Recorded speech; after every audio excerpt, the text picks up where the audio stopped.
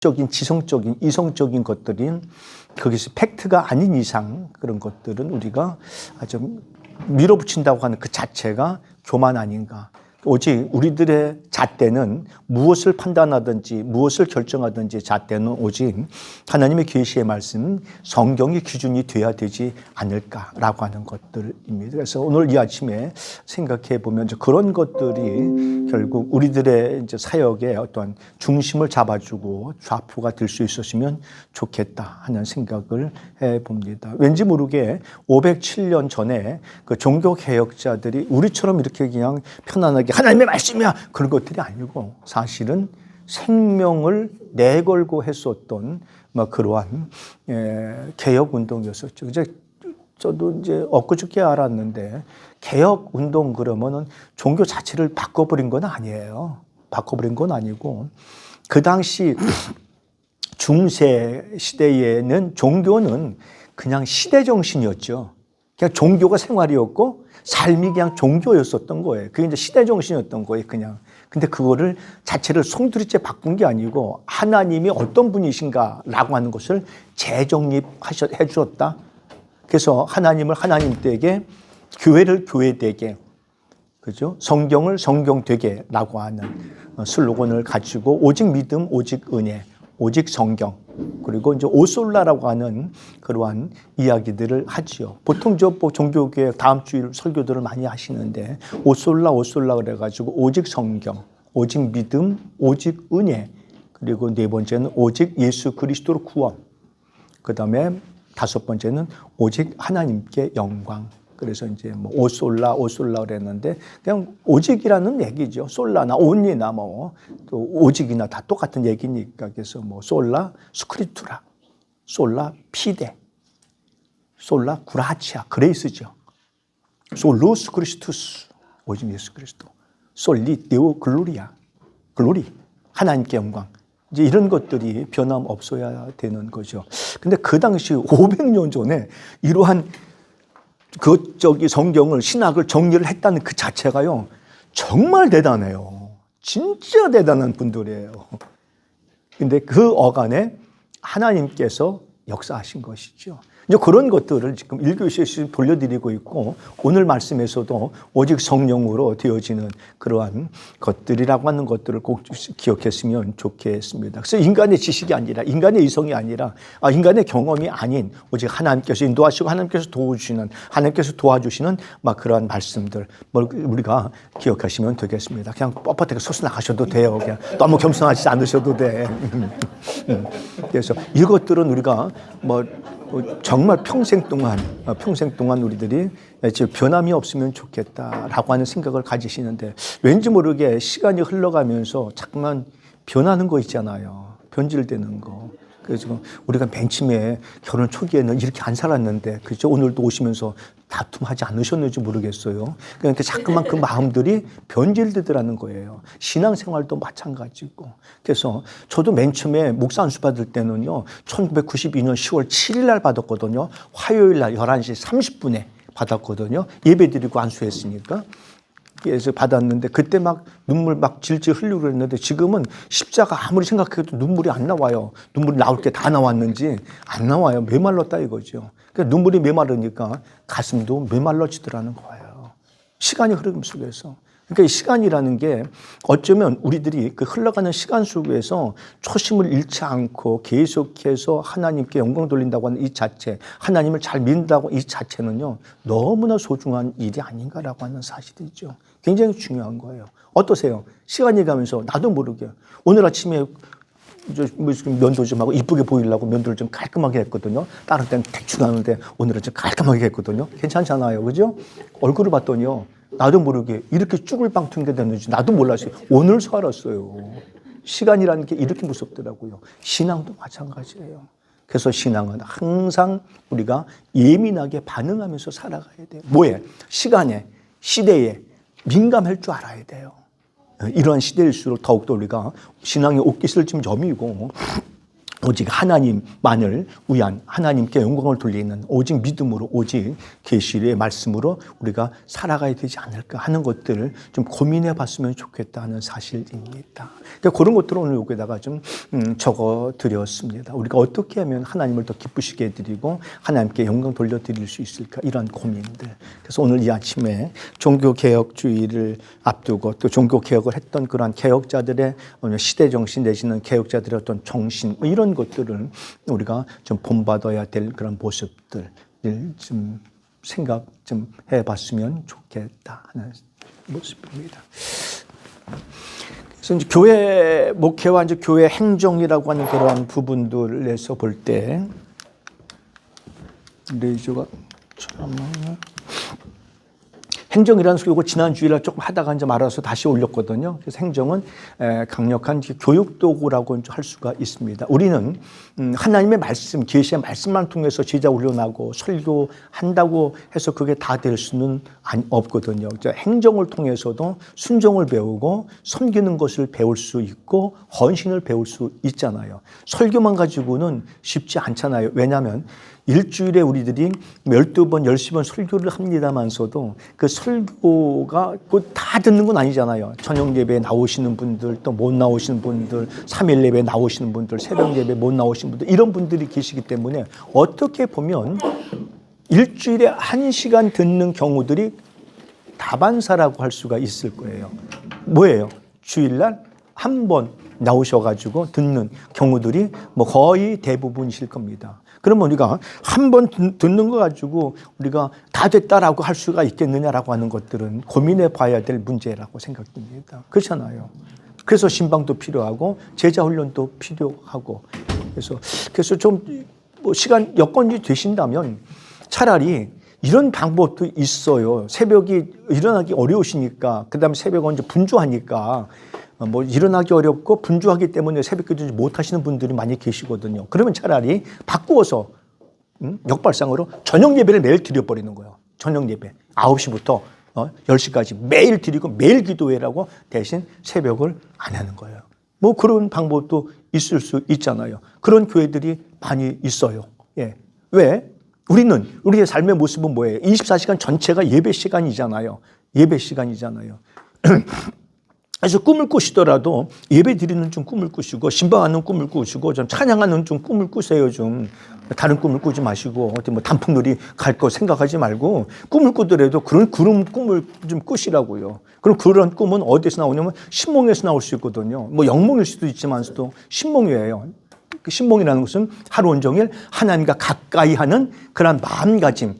내가 좀 어떻게 하면 좀 하나님을 더 기쁘시게 해드릴까. 그런 마음을 계속 품고 있으면 그게 꿈속에 나타나는 걸 보통 이제 신몽이라고 이야기를 하잖아요. 우리는 뭐 개꿈도 꾸기도 하고 우리는 허몽일 수도 있고 망상일 수도 있고 이런 꿈을 꾸기도 해요. 아직도 키가 더 자라려는지 이렇게 하면 제가 막 날아다니고 막 이렇게 하면 막 앞으로 가고 막 이런 꿈을 꾸더라고요. 그냥 그럴 꿈은 이제 키 크는 꿈이라고 그랬는데 그런 꿈보다는 늘 하루 종일 그것을 마음속에 주님과 가까이 하는 것을 생각하면 그게 꿈속에서 비춰질 수 있고 좀 아쉬운 감들 내가 좀 이렇게 좀 했었으면 더 좋겠는데 라고 하는 그런 아쉬움들이 그게 이제 꿈속에서 나타나는 것을 보통 우리가 이제 신몽이라고 할 수가 있겠죠. 그래서 행정이라는 것은 강력하게 이제 교육 도구가 될 수가 있는 겁니다. 그럼 행정을 잘 배워가지고 잘 처리를 하셔야 되겠죠.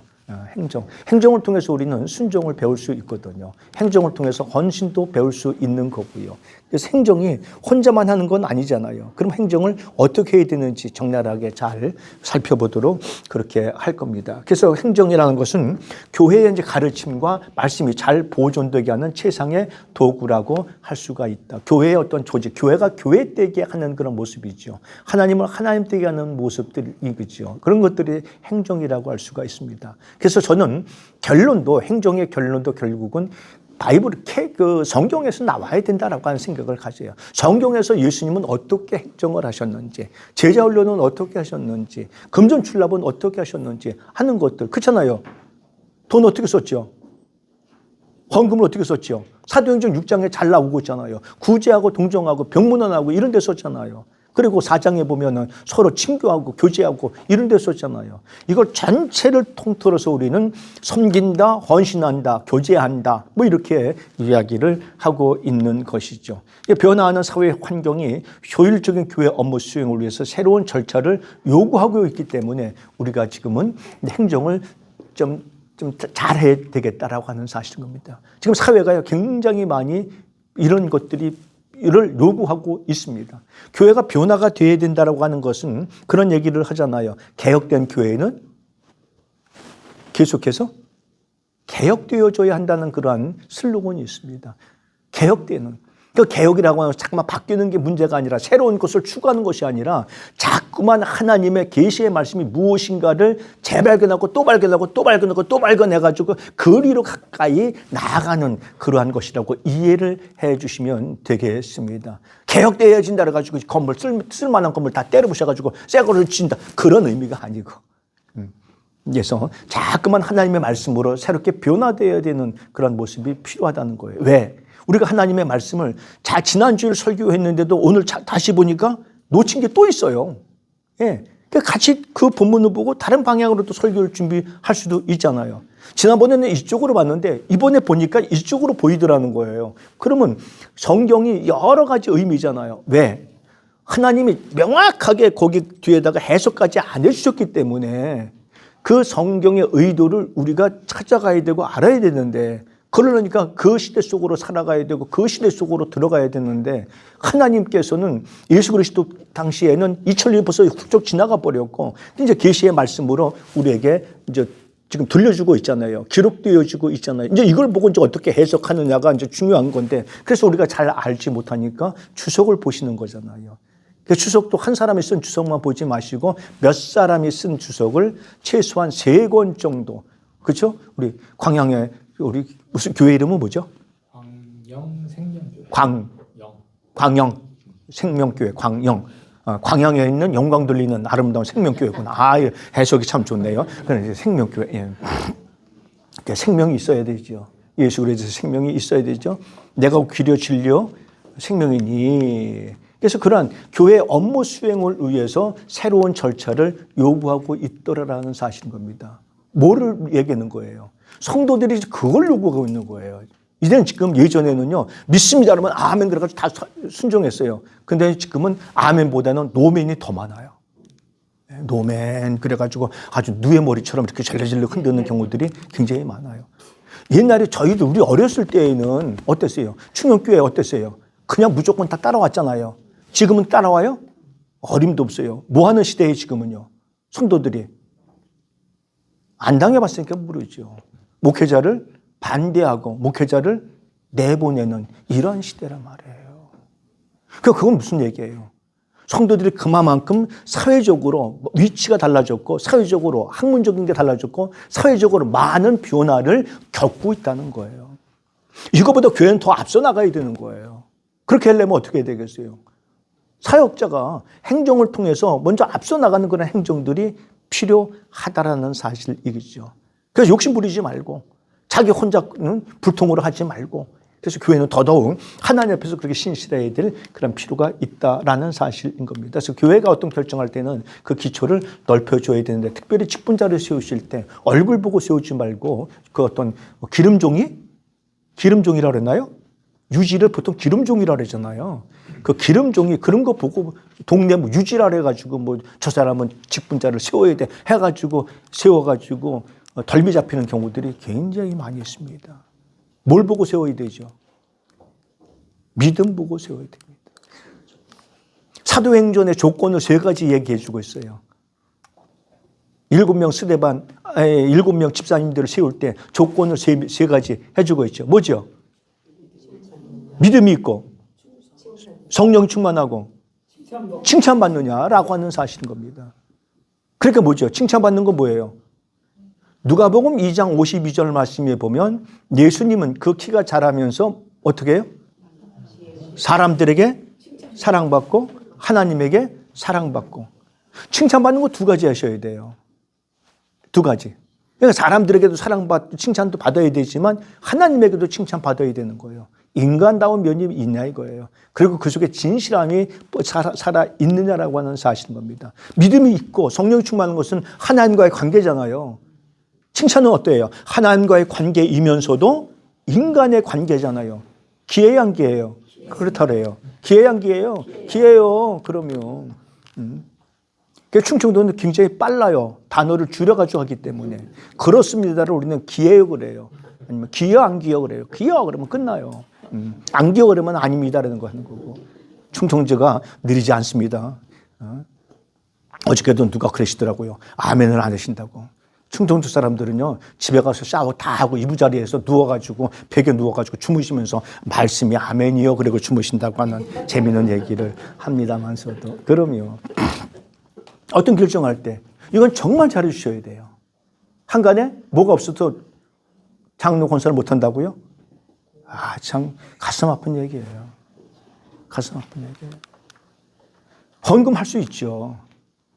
자율에 맡기는 게 어떨까요? 딱 정하지 말고. 근데 요즘에 대부분 정해놨더라고요.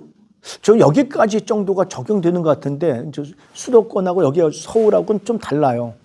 예산 세울 때 이제 말씀을 드리겠습니다만서도 예산 세울 때에도 서울 같은 경우하고 여기하고는 좀 다릅니다. 서울 같은 경우는 지금 한 250 내지 300명 세웁니다. 300만 원 한 사람당. 그 여기는 아직 그 정도는 못 세워요. 한 200 정도? 200 정도. 그럼 20명이면 4천만 원, 100명이면 2억 이런 식으로 예산을 세워가지고 지출할 것을 이제 예산안을 결정을 하는 거죠. 백지 상태에서 하는 거예요. 예산은요. 그런데 대부분 뭐 여기서 말씀드리기 뭐 이거 달아가지고 좀 그렇습니다만서도 말씀드리기 안 드릴게요. 정해져 있어요. 마지노선이 얼마인지. 뭐하고 똑같아요? 507년 전에. 뭐하고 똑같아요? 똑같은 거 아니에요? 매매하고 똑같은 거 아닌가요? 똑같다, 비슷한 거 아닌가요?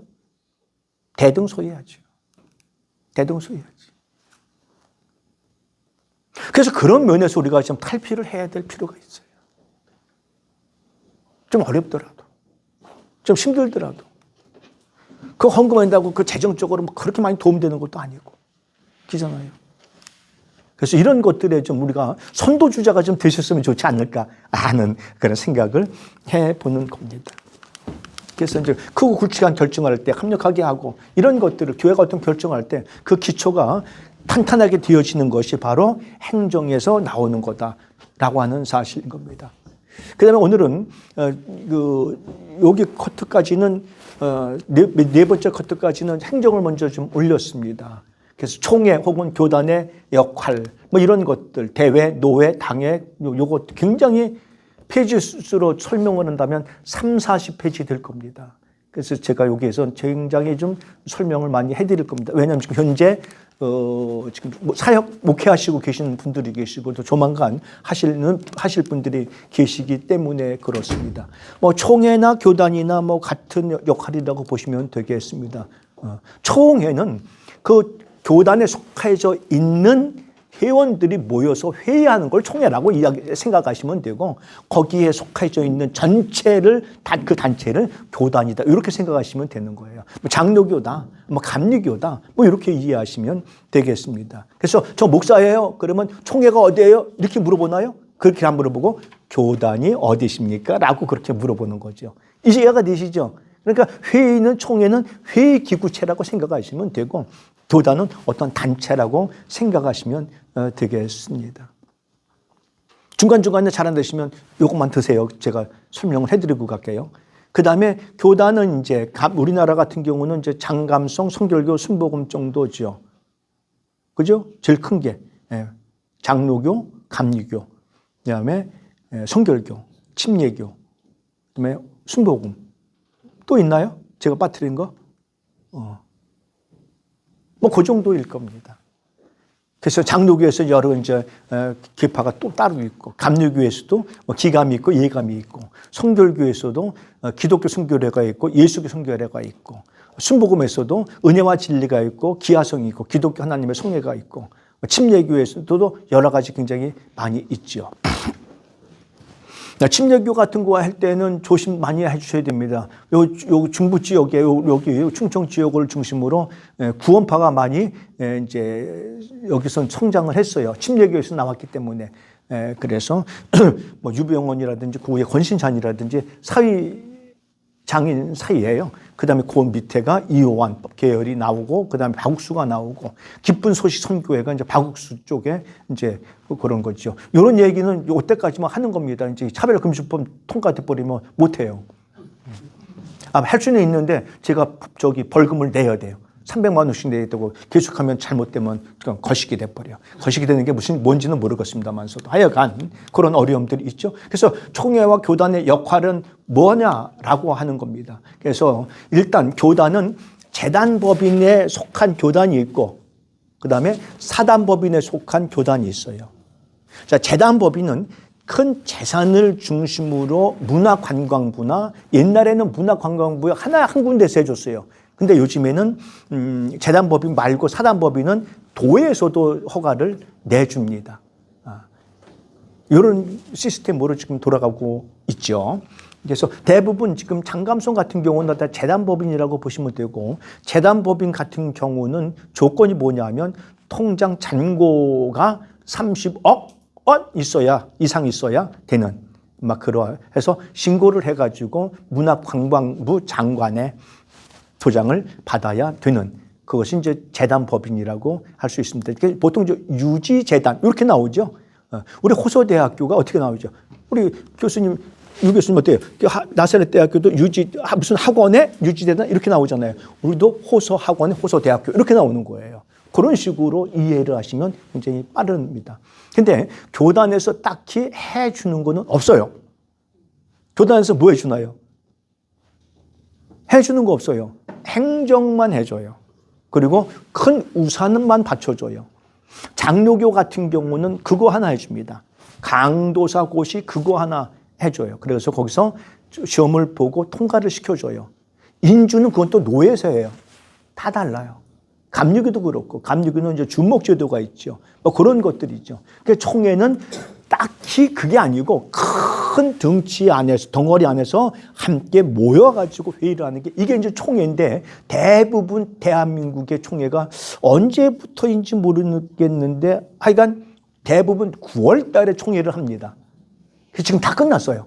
장로교도 끝났고 감리교도, 그래서 감독 선거 다 끝났잖아요. 감독회장 다 끝나고 다 끝났어요. 침례교도 그렇고 대부분 9월 달에 합니다. 이유가 있습니다. 10월 달 이내로 춥기 전에 노회를 해서 총회에서 상정되고 결의된 것을 노회에다가 하달해가지고 노회에서 지킬 수 있는 거 지키고 결정할 수 있는 거 결정할 수 있도록 하기 위해서, 그래서 그렇습니다. 그래서 그래요.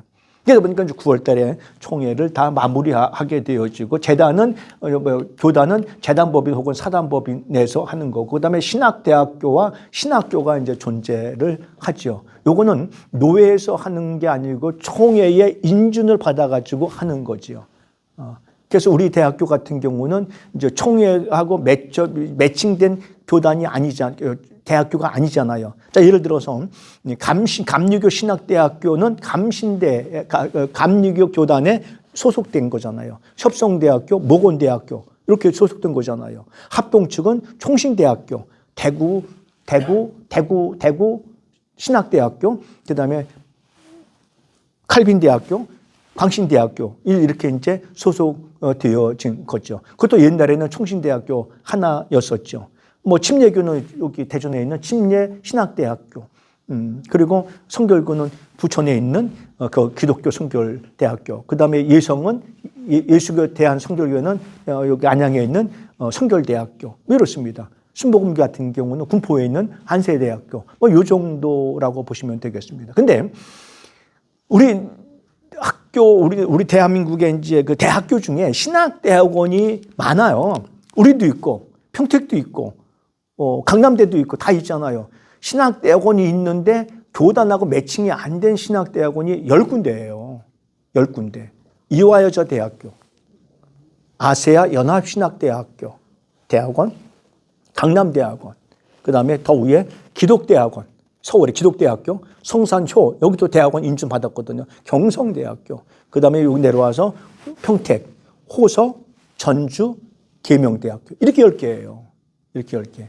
그래서 이분들이, 그 중에 이제 우리들이 하나가 이제 포함이 된 거예요. 그러면 신학대학원을 졸업을 하면 2년 과정, MDB 뭐 3년이든지 MDB 2년이든지 뭐 THM이든지 뭐 관계는 없습니다만서도 보통 저 2년 4학기 조례니까 이상 하면은 이제 안수를 받을 수 있는 강서고시나 아니면 준목제도를 통해서 안수받을 수 있는 그러한 자격을 허락을 해주고 있죠. 그래서 이제 그런 것들이 우리가 이제 기술적으로 더 뭐 앞장서서 더 전진해가지고 말하는 게는 여기 다른 것들이 할 게 많으니까 뭐 그렇습니다만서도 그래서 이제 우리가 이제 알아서 이제 안수를 받고 저한테 여쭤보시고 이제 안수 받고 어떻게 되는지 그 절차들을 보시고 안수를 받게 되어지는 것이다. 뭐 이렇게 좀 보시면 되겠습니다. 그런데 여기서 이제 안수를 받고 나는 감리교 가고 싶다. 나는 장로교 저쪽으로 가고 싶다. 합동 쪽으로 가고 싶고 통합 쪽으로 가고 싶다. 그러면 편입이나 편목제도라고 하는 그러한 제도가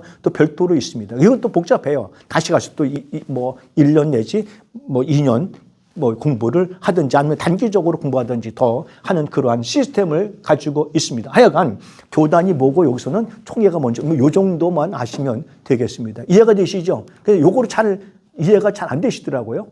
교단이. 그래서 어디서 안수 받았습니까? 그러면은 어디서 안수 받았습니다. 아니면 저는 목사입니다. 그러면은 교단이 어디세요? 라고 하면은 그때 이제 이런 것들을 이야기해 줄 필요가 있는 것이죠. 뭐 저에게 여쭤본다고 한다면 저는 예장총회입니다.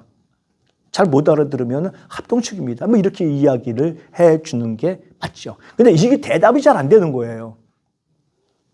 근데 저희 같은 경우에는 이게 저희 신학 우리 공부하는 입장에서는 교단이 있는 게 더 좋은 거 아니에요? 학교가? 그거는 제가 여기서 판단하기는 그렇습니다. 뭐 좋고 자시고는 없지요.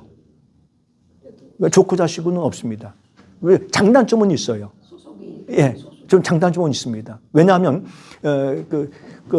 맘모스 그 교단에 있으면 해야 될 거하고 터치하는 게 좀 굉장히 많고 서류 발급하는 것조차도 굉장히 복잡해요. 그래서 잘 안 해주려고 하고. 그리고 이제 총회에 내는 거를 상회비라고 그래요.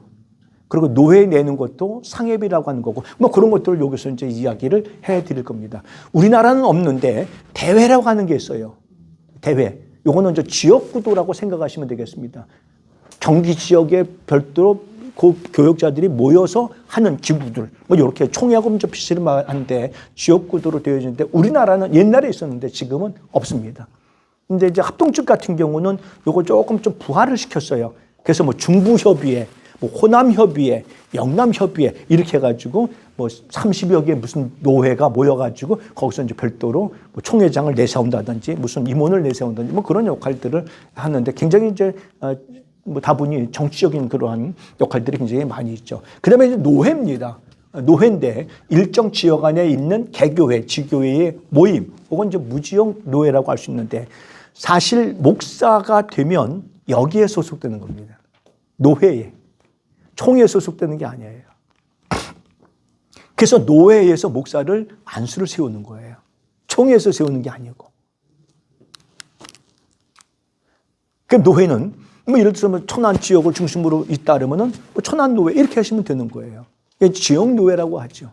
무지역 노회는 우리가 천안 노회 들어가지 않아도 되겠는데 그러면 우리 맞는 사람끼리 모이자. 여기도 한 명이 있고 광양 생명교회도 나오고 부산도 나오고 이분들이 모여가지고 노회를 만들었어요.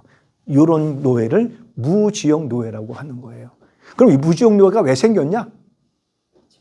우리나라 뭐 1세대라고 해서도 뭐 괜찮겠습니다만서도 전쟁 이후에 많이 월남을 하셨잖아요. 월남하신 분들이 예전에 고향 생각을 많이 하시는 거예요. 그래서 그분들끼리 모인 거예요. 그분들끼리. 그래서 평양노회, 뭐 함남노회, 이렇게 황해노회 이런 식으로 이북노회잖아요. 이북이잖아요. 그래서 지금도 다 존속되고 있습니다. 이게 지금도. 이거 지금도 아직까지도 존속되고 있어요. 요걸 이제 무지역 노회라고 하는 거예요. 자, 중요한 거는 목사는 노회 소속이고 노회에서 안수받고 노회에서 모든 것들을 다 처리해 주고 있다라고 보시면 됩니다. 그래서 여러분들이 이제 그 나중에 그 지금도 그 떼시는지 모르겠습니다. 무슨 연말 이제 기부금 영수증을 떼실 때는 노회를 경유해서 총회에서 요거는 서류를 해줘요. 서류기 때문에. 왜냐하면 노회가 별도로 노회가 개별적으로 세무당국에 신고하지 않거든요. 그러니까 총회는 신고가 돼 있단 말이에요. 문화관광부에. 그래서 우리 정부에서 인정해 주는 것은 관광부에 등록이 된 교단이냐 혹은 각 도에 등록된 교단이냐 거기에 따라서 종교단체로 인준을 해주는 그러한 교단에 한해서만 기부금 영수증을 발급하도록 되어져 있습니다. 제가 알기로는 어디 얘기하기는 곤란합니다만서도 제가 알기로는 아직도 그 교단 역할을 하면서도 그러니까 이 큰 교단 말고 군수교단 역할을 하면서도 이 기부금 영수증 발급을 하지 못하는 그러한 단체도 있는 걸로 알고 있어요. 있어요, 지금도요. 개인적으로 이따 여쭤보시면 대답은 해드릴게요. 근데 여기서는 말을 못해요. 이것 때문에. 근데 그게 이제 노회의 역할입니다. 그러니까 노회를 다 세우고 그럼 결정적으로 뭐 목사님을 파면하거나 목사님을 징계하거나 목사님을 재판할 때에는 바로 노회에서 하는 겁니다. 그래서 하는 거예요. 노회에서. 재판국을 열어가지고. 근데 요즘에는 그게 아니고 또 어때요? 사회법정까지 갔는데 참 안타깝습니다. 왜냐하면 그 사회법정의 그 변호사 내지는 판사 판결하시는 그런 분들이 예수를 아는 사람도 있고 예수를 모르는 사람도 있습니다. 예수를 믿는 사람도 있고 예수를 안 믿는 사람도 있습니다. 근데 여기에 교회, 거룩한 성물 아니면 성지 이걸 가지고 그런 사람들 앞에 가서 판단을 받는다? 어때요? 그건 좀 아니잖아요. 그건 아니잖아요. 근데 그런 것들이 지금 너무 비일비재하고 너무 많은 거예요. 우리는 그러지 말자고요. 그냥 교회가 반대하면 가면 되지. 아, 목사님 이사 가기 얼마나 좋아요. 성경책만 껴안고 그냥 이사 가면 되는데. 가끔 쉬워요. 그거 그냥 네가 잘나니 내가 못나. 그거 그러지 말고. 안타까워요. 너무너무 많이 시작하면 제 주변에서도 사회법정에 해가지고 대법원까지 가는 경우들이 얼마나 많이 있는지 몰라요. 심지어 이런 얘기까지 해요. 판사님들이. 이거를 목사님들이 해결해야지 왜 여기까지 가져오냐고 이런 얘기까지 한대요. 맞잖아요. 그분은 아마 내가 볼 때는 예수가 있는 사람 같아. 광양에 생명이 있는 것 같아. 생명이 있는. 예수 믿는 사람이라면 이럴 수도 장로, 그 정도면 예수 잘 믿으면 장로 정도 됐을 거 아니에요. 얼마나 가슴이 아프겠어요. 예수님을 십자가에 또 못 박는 격이잖아요. 그러니까 그렇게 재판한대요. 이거를 교회에서 노회에서 해결하셔야지 여기까지 가져오냐고. 그런 판사도 있으시대요. 양심이 있고 생명이 있는 사람들이 있죠. 노예 역할은 그런 거고요. 그래서 노회는 우리가 그런 노회에 소속이 되어지는 거다. 이렇게 좀 이해하시면 되겠습니다. 그래서 앞으로 목사 받으실 분들은 굉장히 중요해요. 그렇죠? 이렇게. 그 다음에 이제 당회 역할이에요. 그러니까 교단이 전체, 뭐, 예를 들어서 우리 여기 호서 신학대학원 나와가지고 다 똑같이 안수받아가지고 똑같은 교단에 있다. 그럼 우리가 전체 회원인 거예요. 그 아래 1노회, 예를 들어서 1노회, 2노회, 3노회, 4노회, 요렇게 있으면 그게 노회고, 그 다음에 한 분이 개교에 다 목회를 하시잖아요. 목회를 하셨을 때 큰 최고 기구체가, 개교의 기구체가 당회 혹은 기획위원회라고 생각하시면 되겠습니다. 당회는 보통 이제 목사와 장로가 같이 모여서 회의를 하는 그러한 기구를 당회라고 하고, 감리교에서는 이제 기획위원회라고 하는 것을 통해서 그렇게 합니다. 왜냐하면 감리교나 침례교나 청돌교 같은 경우는 원래 장로 제도가 아니었기 때문에 뭐 그랬거든요. 뭐 그래서 이렇게 이제 팔 수가 있는데, 요 개교회에서는 그 개교회 최고 기구가 기획위원회 내지는 당회라고 할 수 있습니다. 그래서 거기는 전체가 모이는 게 아니고 소수의 사람들이 모여가지고 결정을 하는 것이 당회다라고 하는 겁니다. 장로교 같은 경우에서는 당회가 또 왜 중요하냐면, 당회가 있어야 반드시 위임 목사를 할 수 있습니다. 당회가 없으면 위임 목사가 안 됩니다. 그래서 여기가 좀 함정이 있어요. 무슨 함정이 있냐면, 내가 그 위임 목사는 이제 그 교회의 종신 목사라고 생각하시면 돼요. 근데 요즘에는 그것도 많이 없더라고요. 그래서 혹시 나는 여기 종신으로 있을 각오가 생기지 않으시면 위임하시지 않는 게 낫습니다. 왜냐하면 교회의 그 재정 낭비고요. 위임시키려면 돈이 들어가야 되니까 재정 낭비고, 또 하나는 성도들에게 못을 박아요. 왜 말씀드리냐면 여기서 이제 종신토로 나는 약속을 했는데 이쪽 교회에서 나를 데리고 가겠다는 거예요. 그래서 이쪽 교회에서 이 목사를 보니까 교회도 좀 잘 부흥시키고 사람이 괜찮거든요. 아는 것도 맞고 설교하는 거 보니까 또 성경대로 하거든요. 그러니까 이제 우리 이쪽 교회 목사님이 이제 은퇴하시니까 이제 모시고 가려고 하는 거예요.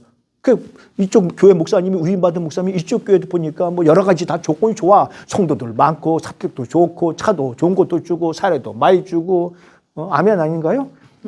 하여간 여러 가지 조건이 다 좋아. 다 좋아. 부목사들도 많고 해가지고 내가 뭐 한 주일에 한 번 설교만 하고 뭐 난 정치만 하면 돼 라고 하는 그런 판단이 쓰고 생각이 쓰고, 그래서 자꾸만 이제 모시고 가려고 그래요. 가는 경우가 굉장히 많이 있어요. 가는 걸 또 막을 수는 없잖아요. 교회에서 어떤 제도적으로 막을 수는 없어요. 그렇잖아요.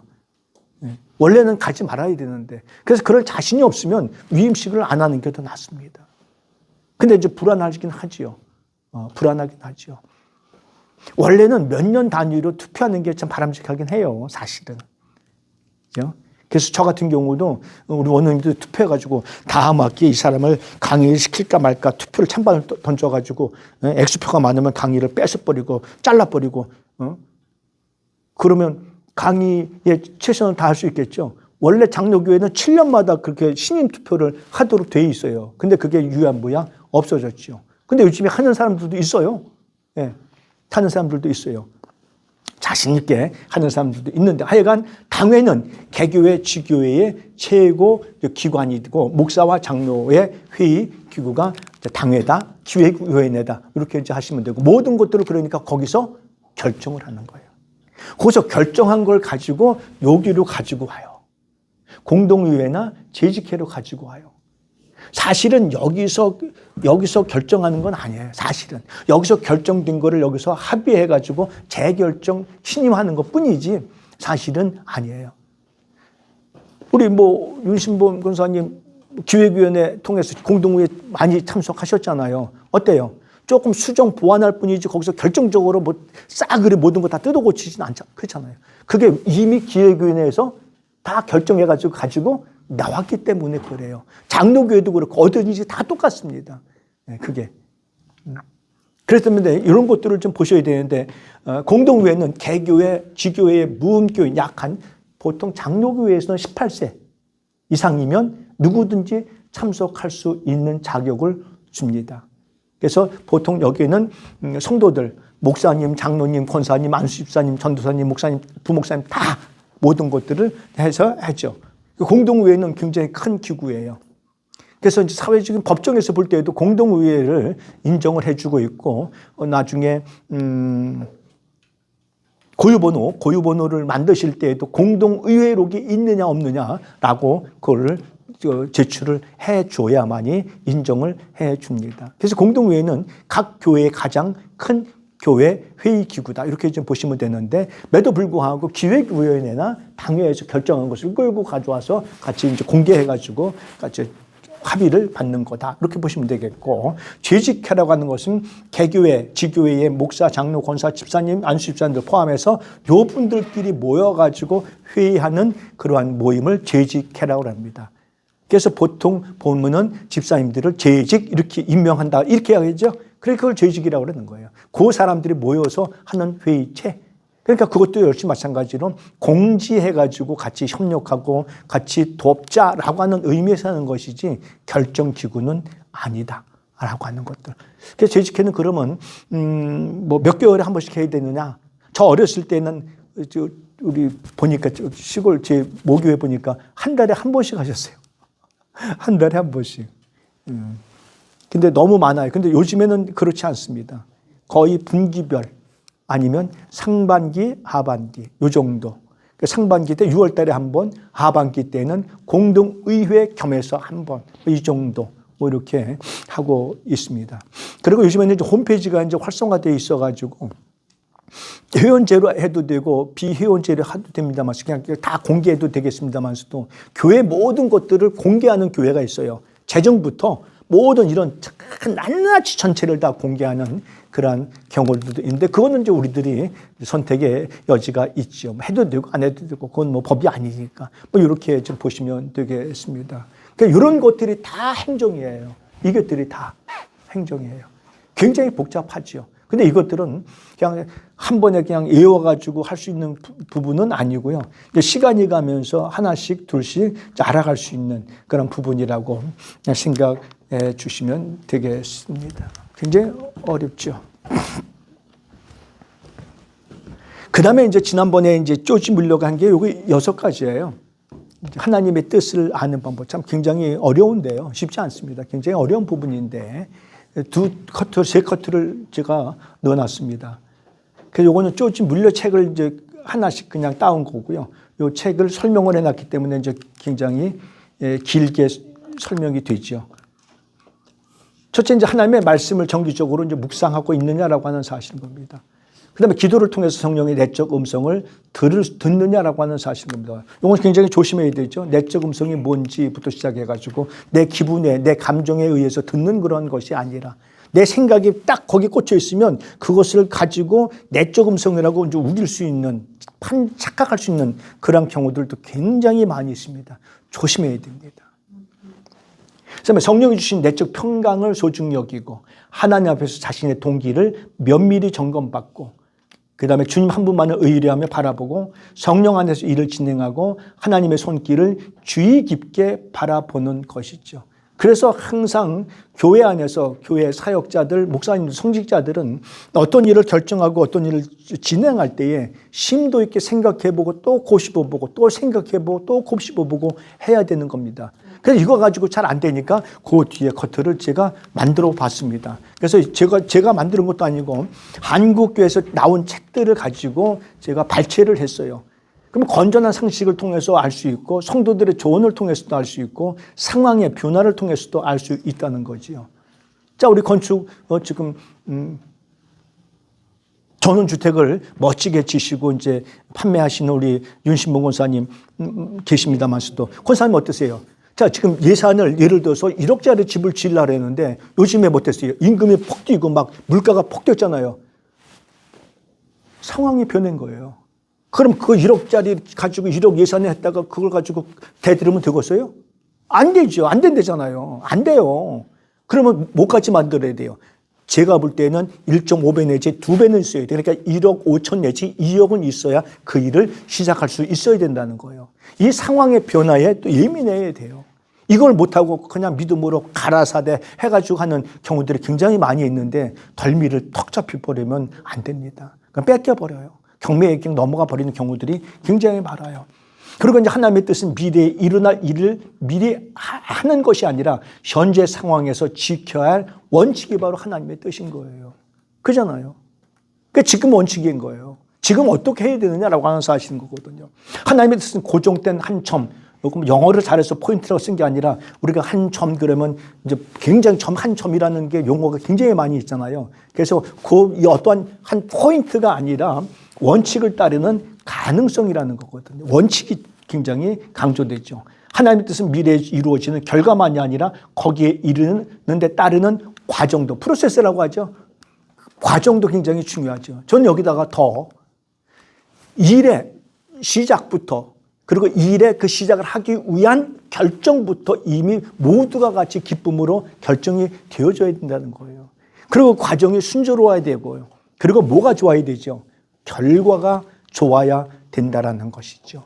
결과가 안 좋으면 그것을 우리가 오히려 성도들이 교회 해놓고 막 흩어지고 막 떨어지고 막 시험 들고 그러면 그거는 낭패일 수밖에 없잖아요. 또 있어요. 자, 그래서 하나님의 뜻은 개인적인 결정만이 아니라 공동체의 참여가 굉장히 중요한 것이죠. 사도행전 4장, 5장, 6장을 보면은 그랬습니다. 사도들이 결정해놓고 성도들이 얼마나 많이 같이 합력하고 막 으쌰으쌰하고 얼마나 그랬어요. 난리 났잖아요. 거기뿐이에요?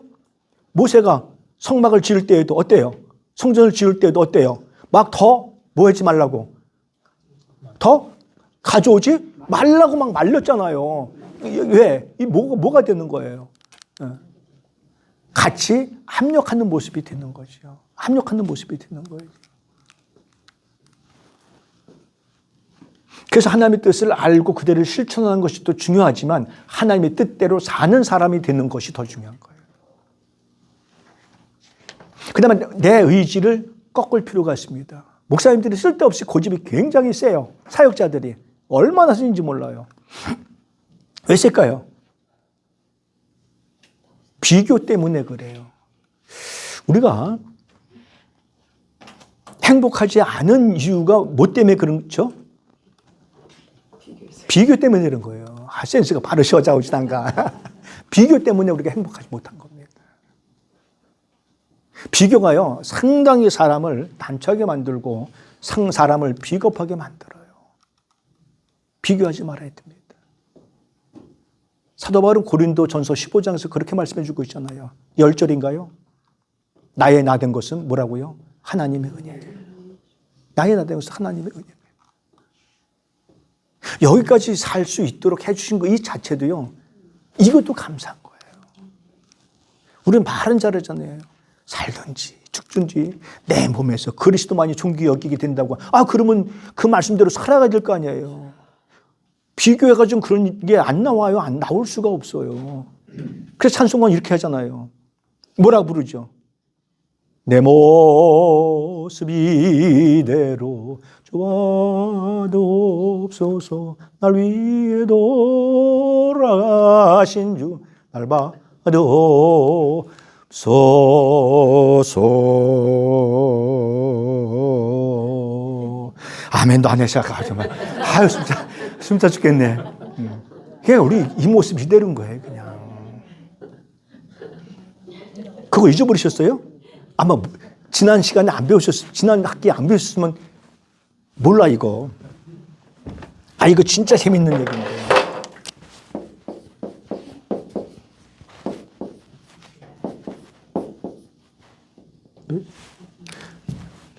DDR, BJR 등 따라 배째라.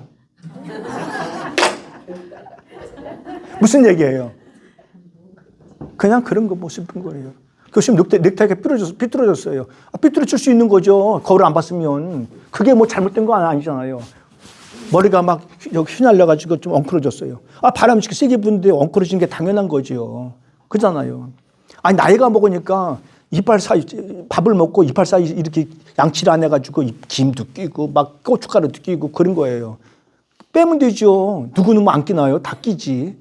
그게 문제는 아니란 말인 거예요. 그렇잖아요. 오히려 포장하려고 하는 그 자체가 나중에는 포장 재료가 없어가지고 탈로가 나. 오히려 차라리 저 그렇게 부족한 사람이에요. 그냥 모자라는 사람이에요. 어쩔래요? 배째요 그냥. 내 배째요. 그잖아요. 그러니까 우리는 하나님 앞에서 다 똑같잖아요. 누구든지 다 똑같은 거지. 완벽한 사람이 없잖아요. 솔로몬도 그랬고 다니엘도 그랬고 다윗도 그렇고 모세도 그랬고 다 부족한 사람들이 모여서 하나님의 뜻을 찾아가고 하나님께 영광 돌리는 거잖아요. 우리가 완벽하면은 하나님이 왜 오세요? 오실 필요가 없지요. 그래서 내 의지를 꺾어줘야 돼요. 내 의지를. 이거 똥꼬집이죠. 꺾어주셔야 돼요. 그 다음에 정말 중요하죠. 감정에 의지 말아야 됩니다. 죄송합니다. 요즘에 이렇게 계절이 바뀌니까요. 왠지 모르게 넘어가는 해를 보면서도 눈물이 막 나오네요. 아유. 이런 것들 때문에. 낙엽 떨어져가지고 굴러다니는 그 낙엽 잎사귀 때문에 감정 왔다 갔다 하지 말고요. 이것 때문에 결정이 좌지우지되면 안 됩니다. 감정에 의지하면 안 됩니다. 감정은 개개인의 그러한 모습이지 전반적인 보편적인 그러한 모습이 아니거든요. 그래서 내 감정 때문에 그렇게 하면 안 돼요. 한 사람의 감정으로 인해 가지고 공동체 분위기를 망쳐버리면 되겠어요. 나 오늘 건드리지 마라. 오늘 집에서부터 말이지 싸워가지고 나왔으니까 나 건드리지 마라. 나 건드리면 오늘 폭발이야. 라고 하면 그 공동체가 얼마나 살벌하겠어요. 숨쉬기조차도 불편하잖아요. 감정 내려놓으셔야 됩니다. 그럼 반대로 감정이 항상 최상의 감정이 되시도록 조절해 주셔야 돼요. 그렇죠? 예. 감정 상하시면 제 이름 기억하세요. 그래서 그게 우리는 하나님과의 관계 속에서 하나님만 생각해도 괜히 좋아질 수 있는, 예수 그리스도만 생각해도 괜히 좋아지는 그런 감정의 훈련이 필요합니다. 우리 대부분 감정이 상하는 이유는 뭐 때문에 그러죠? 나를 무시했기 때문에, 나를 비꼬았기 때문에, 그렇죠? 이런 것들 때문에 화나는 거잖아요. 다 의미 없어요. 비꼬면 어때요? 나를 무시하면 어때요? 나는 그럼 원래 뭐 그런 사람인데 뭐 아는 것도 없고 할 줄 아는 것도 없고 능력도 없고 기술도 없고 지식도 없고 나 그런 사람인데 뭐 왜요? 나 그래서 예수가 와서 나를 그래도 붙잡아 주고 나를 사랑해 주셔서 오셨다는데 나 구원받으면 돼. 누가 뭐래도 당신이 나 판단하는 게 아니고 하나님 판단하시는 거지 라고 꿋꿋하게 나가면 돼요. 감정에 의존하지 말자고. 이게 굉장히 많이 있어요. 어떤 분들은 저 때문에 또 삐지시는 분들도 계시더라고요. 막 하는데 인사 받는데 안 받고 가셨다고. 못 받거든요. 그럴 수 있잖아요, 우리가요. 그런 경우들이 굉장히 많아요. 그냥 모른 채면은 그냥 못 받나 보네. 그래가지고 이렇게 눈을 마주치고도 봤는데도 내가 인사했는데 이제 뭐 안 받았다. 그러면 이제 대면을 해야지. 이제 직면을 해야죠. 빨리 뭐 하기 전에. 예수님 말씀대로 해야죠. 뭐가 지기 전에. 해가 지기 전에 빨리 가서 제가 인사했는데 안 받으신 이유가 뭐예요? 제가 뭐 잘못된 거 있어요? 감정에 치우치지 말자고요. 그 다음에 하나님께서 섭리하시는 환경을 주목해야 돼요. 섭리. 조금 어렵죠? 섭리란 말은 이 말입니다. 하나님이 계획하신 거예요. 하나님이 계획하신 것을 한치의 오차 없이 이루어 가시는 하나님의 일. 그걸 섭리라고 말해요. 아마 원장님 강의 시간에 섭리하고 경륜이라고 하는 단어가 굉장히 많이 나오실 텐데 섭리가 그런 얘기예요. 경륜은 또 달라요. 경륜은 하나님께서 큰 기대를 가지고 나를 향해서 큰 기대를 가지고 계획하신 것을 경륜이라고 말해요. 그걸 이루어 가시는 것을 섭리라고 하는 거고. 그러니까 오늘 우리는 하나님께서 섭리하시는 환경에 주목해야 되는 겁니다. 이 세상에 누구라도 하나님의 섭리를 역행할 수는 없습니다. 바꿀 수 있는 그런 사람은 아무도 없습니다. 그럼 우리는 뭐 해야 돼요? 순종해야 되는 겁니다. 하나님의 뜻이 무엇인지 잠잠히 참아 기다려라고 말해요. 충청도 말하면 귀둘러라고 하네요. 예, 귀둘러. 기다려야 돼요. 하나님의 뜻이 무엇인지 참고 기다려야 돼요. 뭐 하면서요? 고들이 침수하는 게 아니라 기도하면서 말씀 묵상하면서 내 자신을 성찰하면서 그걸 기다려보는 그러한 자세가 정말 중요합니다. 그리고 여기 나왔네요. 기다려야 됩니다. 뭐 할 때까지? 전도서 3장 1절 이하입니다. 모든 범사는 뭐가 있다? 때가 있다라는 겁니다. 우리가 조급한 이유는 뭐죠? 누구 때에 맞추려고 하기 때문에 조급한 거죠? 내 때 때문에 그런 겁니다. 오늘 어느 분이 그러시더라고요. 교수님 12시 10분에 식사 약속을 해놨는데 좀 45분쯤에 이제 끝내주시면 안 되겠습니까? 제가 알았습니다 그랬어요. 그래서 내가 오늘 일부러 객기를 부리려고 12시 15분까지 하려고 마음을 먹고 왔어 사실은. 왜? 나한테 물어보지도 않고 나한테 합의도 안 하고 나한테 상의도 안 하고 응? 그리고 우리 전체가 아닌데 그잖아요. 뭐에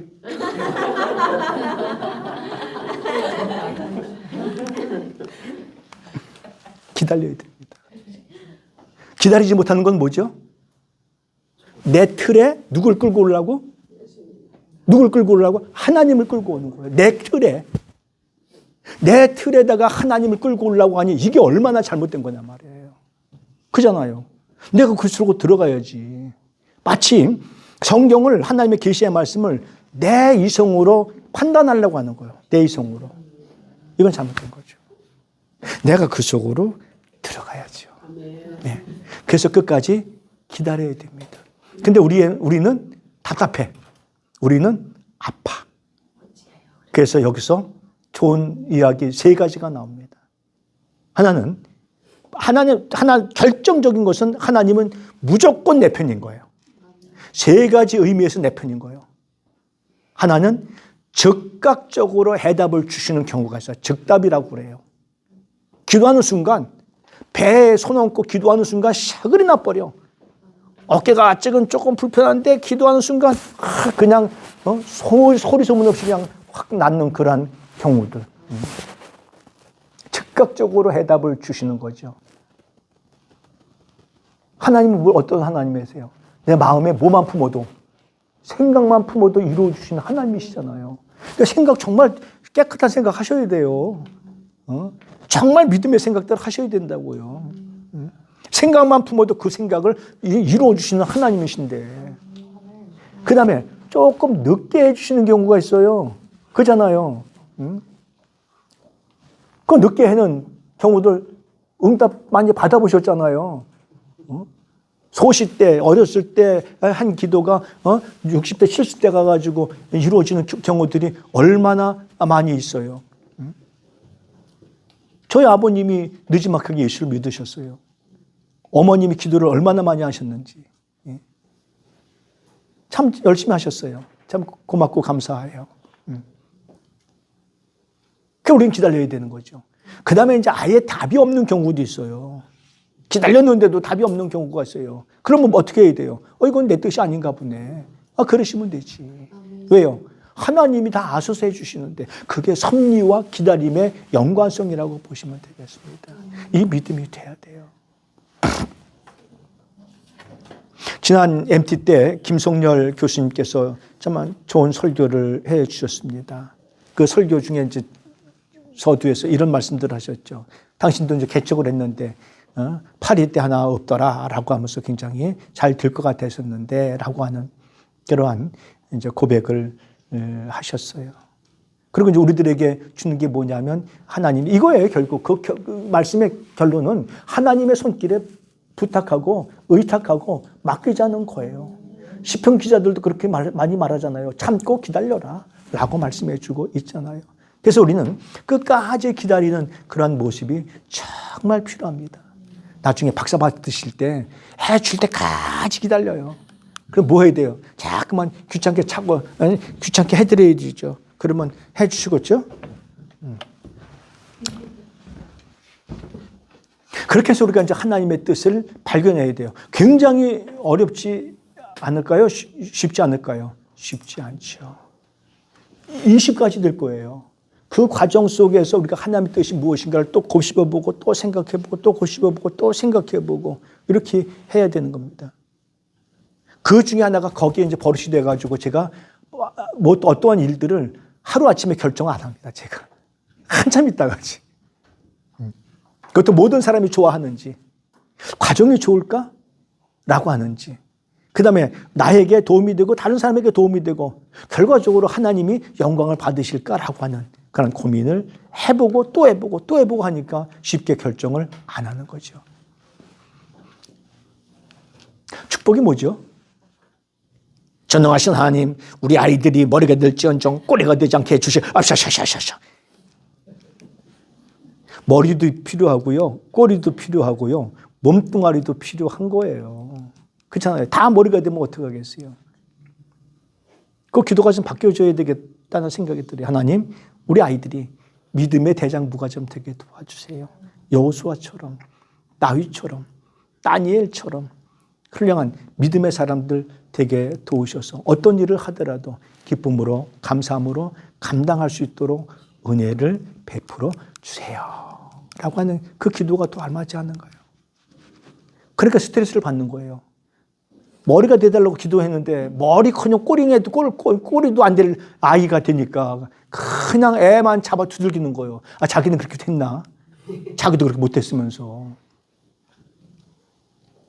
그래서 그 성경 안에서 자녀 교육은 그 아이들의 다른 방향입니다면서도 그 아이들의 성향, 그 아이들의 능력, 그 아이들의 분위기, 성격, 원하는 거, 필요한 거, 이게 뭔지를 분석하는 게 좋아요. 필요해요. 하여간 그건 그렇고. 자, 축복. 구약하고 신약하고는 조금 다릅니다. 그래서 아까 목사님한테 여쭤봤어요. 숙제 해왔냐고. 그랬더니 눈들이 다 굉장히 크게 떠지시는데 제가 이제 한 분 한번 찍어볼 거예요. 숙제 진짜 해오셨는지 안 해오셨는지.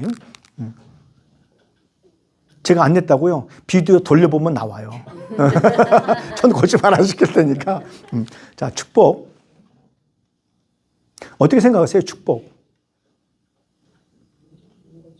우리나라 교회는 축복관이 조금 이상하게 돌아갔어요. 그냥 한마디로 말하면 잘 아시는 대로 그냥 기복신앙으로 돌아갔어요. 이제 기복신앙은 결국 인간에 의한 인간의 이 전세에 대해서만 출세하고 잘 되고 또 뭐 유지가 되고 기름종이 되고 또 돈 많이 벌고 뭐 이런 것들만 축복이라고 했는데 그것도 축복이에요.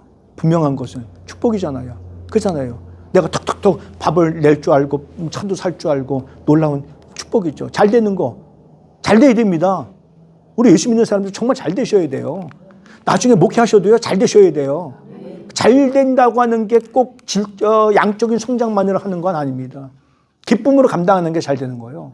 감사함으로 감당하는 게 잘 되는 거예요. 한 명을 놓고라도 열정으로 설교하는 게 이게 잘 되는 거지. 그잖아요. 예. 잘 되셔야 돼. 아이들도 잘 돼야 되고요.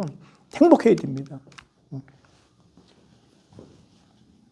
그래서 구약에서는 현세의 축복으로 자손, 육적, 적군에 대한 승리, 요거 제가 시비 걸으실까봐 시간을 낭비하면서 다 찾아보고 읽어봤습니다.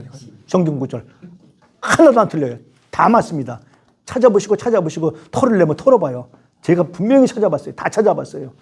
그 다음에 자연의 순리적인 운행. 이것도 축복인 거예요. 낮과 밤을 주신 거.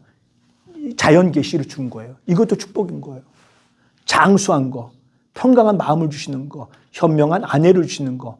이어서 현명한 남편을 주시는 거. 이거 다 축복입니다. 생명을 보존하는 거. 지금 그래서 그렇다고 하니까 지금 우리는 뭐 받은 사람들이에요? 축복받은 사람들인 거예요. 근데 왜 얼굴이 전부 다 짱구처럼 이렇게 있어요? 축복받은 사람이라면서.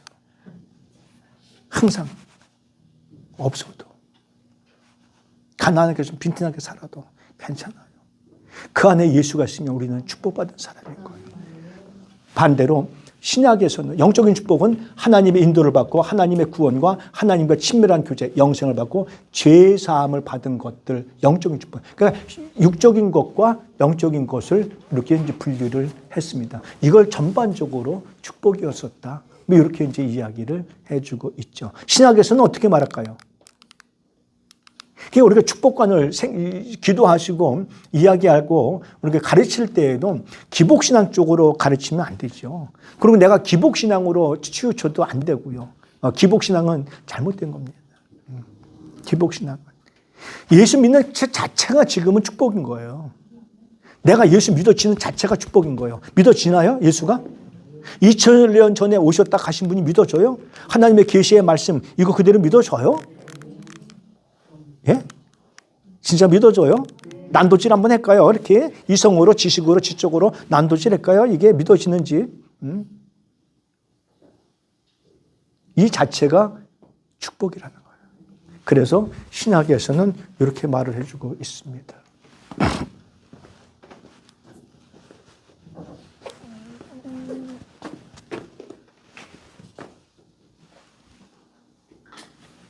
제가 신약을 빼버렸는데 신약에서는 딱 한 가지예요. 예수 그리스도의 생명이 내 안에 거주하는 내가 내 안에 머무는 거. 이게 축복인 겁니다. 마태복음 5장에 보면 8가지 축복에 대해서 말씀을 해주고 있거든요. 그 축복이 나에게 임하는 거예요. 그 축복이. 구약의 축복이 예수 그리스도 하나님을 통해서 또 달라졌죠. 그래서 이 땅 위에서는 현재 어떤 축복보다는 이 땅 위에서는 이제 영생의 축복을 말씀해 주고 있습니다. 이거 숙제 진짜 이거 숙제인데 이거 다 보여드렸네. 그래도 한 번에 넓게 못 보실걸요. 욥기서 42장을 보면 욥기서 40, 설마 저를 찍는 건 아니시겠죠? 자, 카메라들 찍으신데 욥기서 42장에 보면 10가지 축복을 말씀해 주고 있습니다.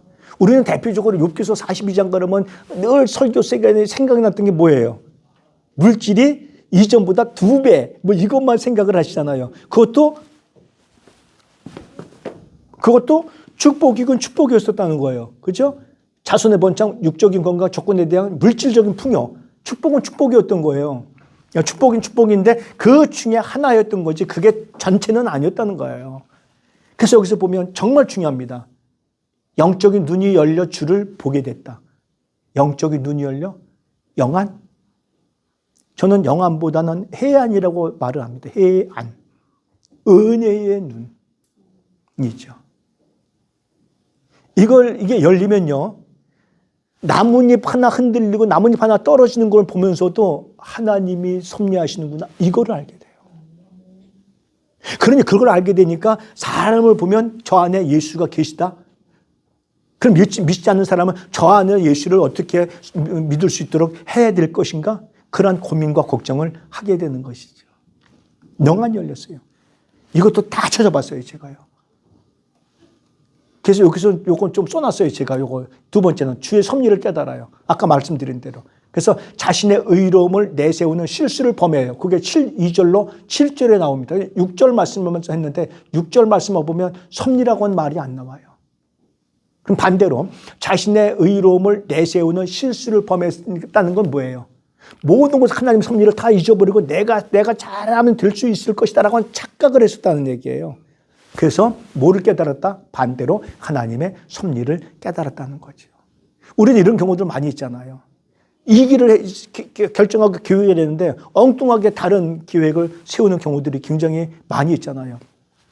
그럼 하나님의 섭리. 그 다음에 하나님께 정당함을 입증받아요. 욥의 세 친구가 누구죠? 엘리바스인가? 빌려온 사람? 빌닷인가? 소발인가? 돼지발인가 하나 있죠, 또. 예? 뭐라고요?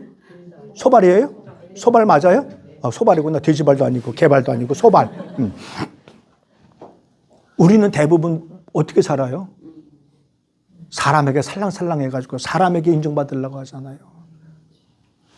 하나님께 인정받은 축복입니다. 그 욥은 뭐라고 말해요? 하나님께 가까이 함이 내게 복이라. 시편 기자는 그렇게 말해주고 있잖아요. 그래서 제가 부등식을 하나 만들어요. 제가 수학을 잘하거든요. 이과거든요. 저 수학 안 배운 것도 가만히 보면 보이거든요, 답이. 어떻게 하냐면 하나님께 인정받은 사람은 사람에게도 인정받아요. 반드시. 반대로 사람에게 인정받은 사람은 네 거로 하나님께 인정받느냐? 두 가지입니다. 그럴 수도 있고 그렇지 않을 수도 있습니다. 그래서 욥이 하나님께 인정받는 게 그래서 중요합니다. 그러니까 우리는 하나님이 인정해 주는 그런 사역자들, 원로님들 되셔야 되겠죠. 우리도 그렇고 저도 그렇고요. 하나님께 인정해 주셔야 되죠. 왜? 하나님은 어느 분이시고요. 자꾸만 빠져나가가지고 주님이 이쁘다라고 잠깐 쓰다듬어 주는 데까지가 이제 이마가 되는데요. 거기까지가 이마가 되는데 머리카락 하나 세신 바 되시는 하나님이라고 말씀하셨는데. 그럼 나의 모든 것 전체를 아시는 하나님이신데.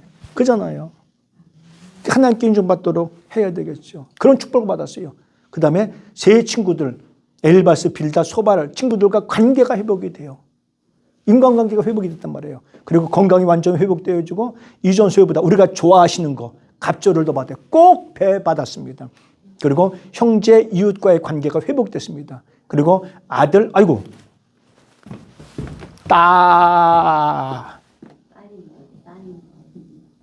죄송합니다.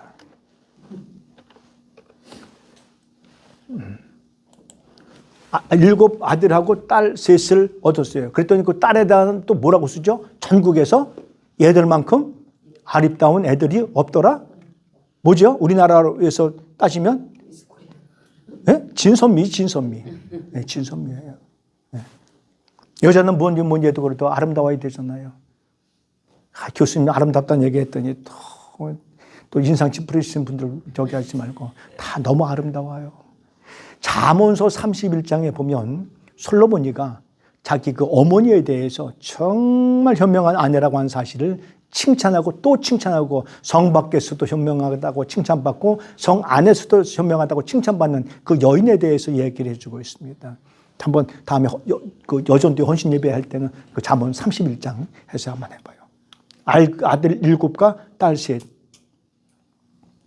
그 다음에 4대손을 보는 즐거움을 누렸죠.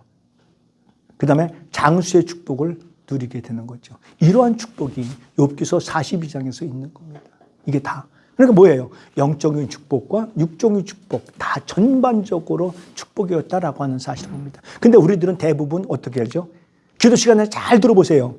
가만히 들어보면 육적인 축복만을 놓고 기도를 하는 경우들이 굉장히 많이 있어요. 이거는 좀 지양하고 하나님께 영광 돌리는 그러한 하나님을 닮아가는 그런 모습이 우리에게 좀 필요하다라고.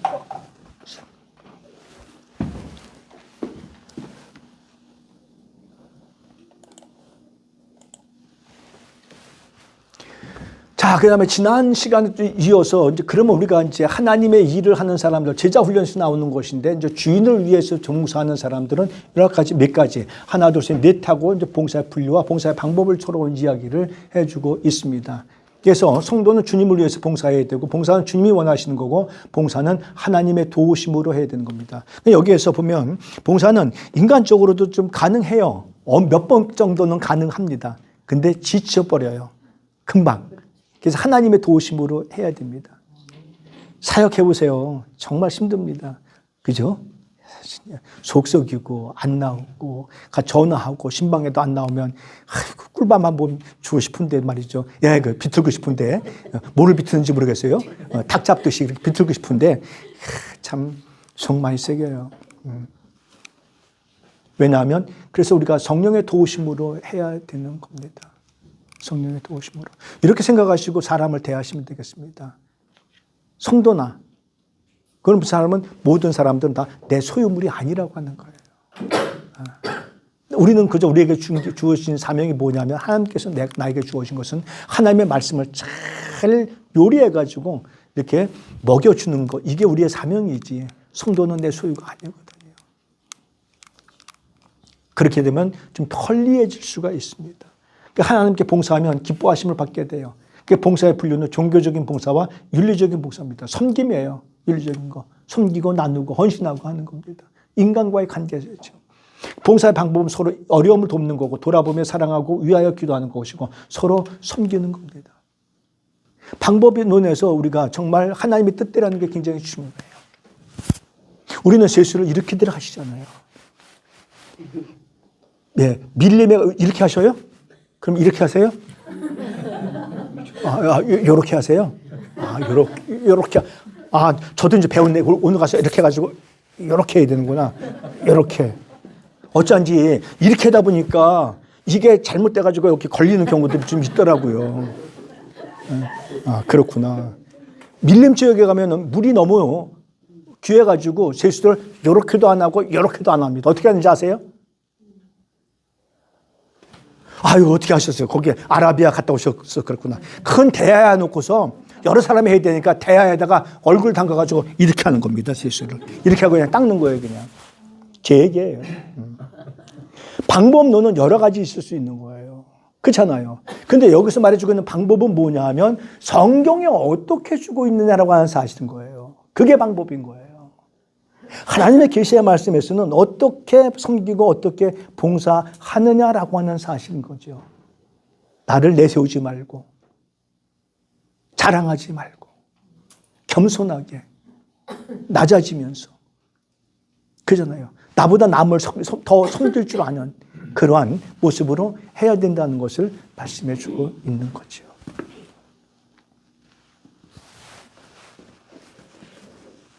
다섯 가지입니다. 부지런해야 되고 주님의 부르심을 받은 자, 은혜를 입은 자, 어떤 사람이 하나님께 봉사할 수 있느냐, 성령을 의지하는 자, 완전한 길에 행하는 자. 컬링이죠. 하나님께로부터 부름받은 사람들. 이것도 잘 가르쳐 주셔야 됩니다. 자기 의지가 아니라 하나님 직접 사인이 필요해요. 그리고 은혜를 입은 사람들이어야 돼요. 한 여인이 300데나리온 되는 향유를 깨트린 거는요, 그냥 깨트린 게 아니에요. 어마무시한 돈입니다. 굉장히 많은 돈이에요. 노동자 1년치 품삯이라고 보시면 어마무시할 거예요. 그걸 깨트린 거예요. 은혜 받으면 이렇게 되는 겁니다. 은혜 받으면. 그냥 은혜를 끼셔야 되겠죠. 은혜. 하나님께서 임금이 신하들을 가엾고 불쌍히 여겨주는 마음을 받는 거예요. 이게 은혜 받는 겁니다. 이렇게 은혜 받았습니다 라고 하는 그런 의미는, 그런 의미가 오늘 말씀을 통해서 아멘 들었더니 하나님이 나와 함께 하시고 하나님이 나를 감싸주시고 하나님이 나를 포근하게 안아주시는 그러한 은혜를, 그러한 깨달음을 내가 받은 거예요. 그걸 은혜 받았다라고 하는 거예요. 은혜 받은 사람들이 할 수 있는 거예요. 그럼 나는 아직 은혜가 모자라면 어떻게 되겠어요? 꿇어엎드리고 골방에 앉아보고 말씀 또 보고 찬송 불러보고 또 안 되면 나를 주워박아보고 해서라도 은혜 받는 그런 모습이 정말 필요합니다. 흉내낼 수 있어요. 근데 지속적으로 할 수는 없습니다. 성령을 의지하는 자, 아까 앞전에고 뭐 똑같은 거고요. 완전한 길에 행하는 자, 완전한 길에 행하는 자, 완전해지려고 행하는 자, 완전한 사람은 없죠. 계시의 말씀대로 하려고만 하는 그러한 존재라고 하는 것을 여기서 말씀해 주고 있다. 이렇게 좀 보시면 되겠습니다. 그래서 봉사의 종류는 몸을 드리고 시간을 드리고 재물을 드리고 재능을 드리는, 또 있나요? 몸을 드리고 시간 드리고 재능 드리고 다 봉사예요. 시간 드리는 것도 다 봉사예요. 뭐예요? 청소하는 거, 그죠? 이런 것들 다 봉사죠. 관리하는 거 다 봉사입니다. 그리고 나에게는 있는 거는 그저 있는 건 뭐니 밖에 없어. 돈밖에 없어. 그래가지고 돈으로 봉사하고. 그렇잖아요. 찬양대원들 밥 사주고 말이죠. 좀 새우도 좀 사주고. 주일학교 선생님들 오세요. 오늘 식사 좀 합시다. 하면서 격려해주고 위로해주고 기도해주고. 하연도 너무 아름답습니다. 칭찬해주고 힘도 좀 복돋아주고. 그 다음에 재능 있잖아요. 재능.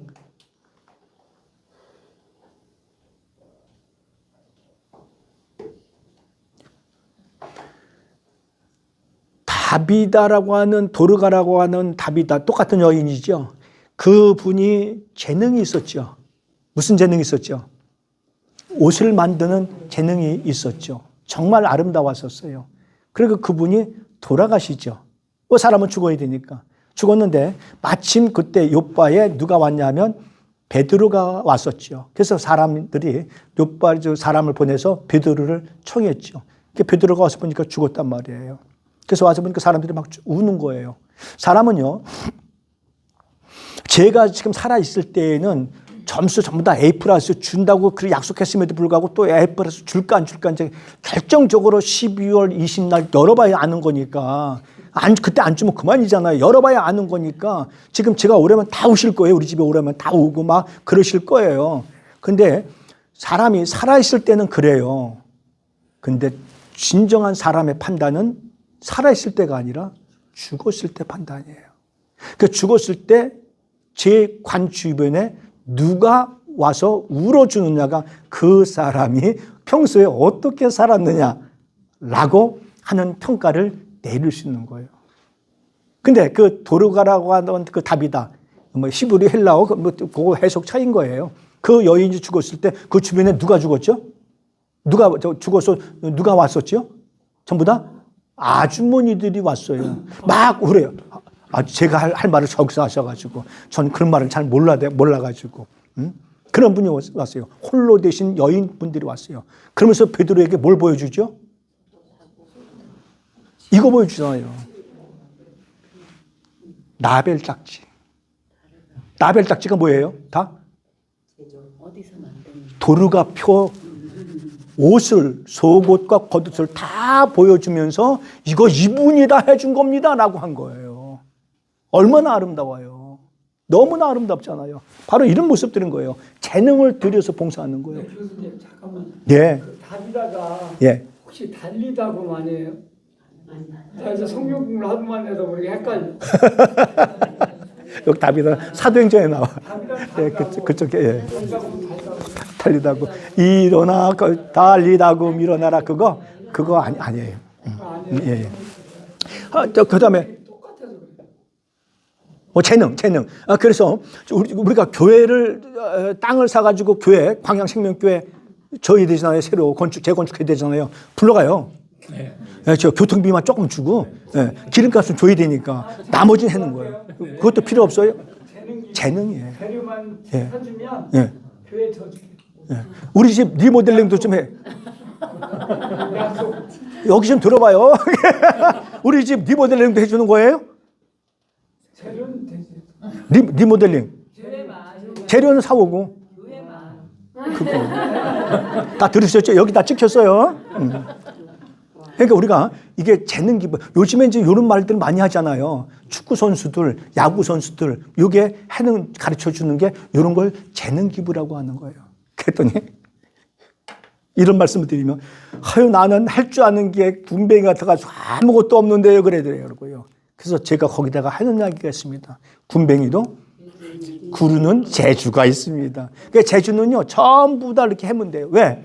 우리 윤권사님 모셔서 이렇게 하실 때 와서 뭘만 하면 돼요? 바카스 사들고 하시고 밥 해주고 말이지, 격려해주고, 이것도 다 재능인 거예요. 아무나 되는 게 아니거든요. 같이 격려해주고, 위로해주고, 숨겨주고, 신복다도 주고, 얼마나 힘이 나겠어요. 아무나 응원군이 없는 것보다는 응원군이 있는 게 훨씬 낫이잖아요. 예, 낫이돼요. 똑같은 거거든요. 그러니까 하나님께서 우리에게는 이렇게 해가지고 우리가 하나님을 기쁘시게 드리는 거예요. 나는 설교밖에 없어. 나는 기도야. 나는 봉사인데 나는 몸으로 드리고 나는 시간밖에 없으니까. 그래서 시간 때문에 허공만 바라보고 있지 말고, 시간 때문에 우울증 걸리지 말고 시간을 하나님께 드려요. 나 우울증 오늘 오시는 분들 저한테 모시고 와요. 일주일이면 치료해 드릴게. 치료돼요. 하나님이 함께 하시는데. 하나님께 그 시간을 아끼고 투자하고 이렇게 생각하시면 돼요. 모든 것들은 다 봉사하는 것은 하나님께 투자하는 것이다 라고 하는 겁니다. 상급을 받기 위해서가 아니라 구원받은 사람으로서 당연히 그렇게 나에게 주신 재능을 하나님께 드리는 것이 마땅하다라고 하는 것들 기억했으면 좋지 않을까 생각을 합니다.